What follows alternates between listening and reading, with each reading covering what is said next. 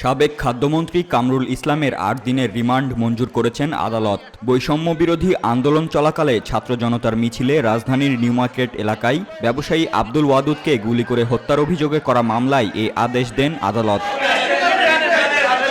মঙ্গলবার সকালে তাকে আদালতে হাজির করে ১০ দিনের রিমান্ড চেয়ে আবেদন করে পুলিশ। রাষ্ট্র ও আসামিপক্ষের শুনানি শেষে ঢাকার অতিরিক্ত chief metropolitan magistrate Ziadur Rahman তার ৮ দিনের রিমান্ড মঞ্জুর করেন। অ্যাডভোকেট কামরুল ইসলাম এই ঢাকা বারেরও আইনজীবী উনি সদস্য, আজীবন সদস্য। উনি সুপ্রিম কোর্টের আইনজীবী সদস্য। একজন আইনজীবী হিসাবে নিজের মামলা নিজেও পরিচালনা করতে পারে, সেটা সিআরপিসিতে উল্লেখ আছে। উনি যখন আমরা শুনানি করার পরবর্তীতে আজকের যে আসামি অ্যাডভোকেট কামরুল ইসলাম উনি নিজেই বলেছেন যে আমি কিছু কথা বলতে চাই।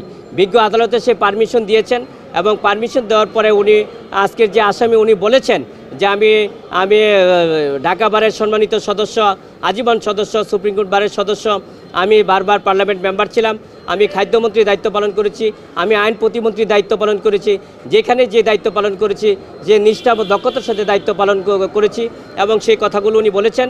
এবং যে অসুস্থ সেটাও উনি বলেছেন, উনি ফ্রিডম ফাইটার ছিলেন সেটাও বলেছেন। এবং ওনার বিরুদ্ধে যে অভিযোগ আনা হয়েছে সেই অভিযোগগুলো ভিত্তিহীন এবং মিথ্যা এবং উদ্দেশ্য প্রণোদিতভাবে সেই কথাগুলো উনি সাবমিশনে বলেছেন। এর আগে সোমবার রাতে রাজধানীর উত্তরা ১২ নম্বর সেক্টর থেকে তাকে গ্রেপ্তার করে ঢাকা মহানগর গোয়েন্দা পুলিশ।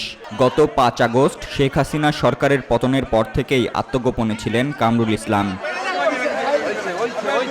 জানা গেছে গত ১৯ জুলাই বিকেল ৫টায় নিউ মার্কেটের ১ নং গেটের সামনে গুলিতে নিহত হন ব্যবসায়ী আব্দুল ওয়াদুদ। এই ঘটনায় সাবেক প্রধানমন্ত্রী শেখ হাসিনা, সাবেক সেতুমন্ত্রী ওবায়দুল কাদের সহ ১৩০ জনের বিরুদ্ধে হত্যা মামলা দায়ের করা হয়। নিহত ব্যবসায়ীর শ্যালক আব্দুর রহমান বাদী হয়ে গত ২১ আগস্ট নিউ মার্কেট থানায় এই মামলা দায়ের করেন।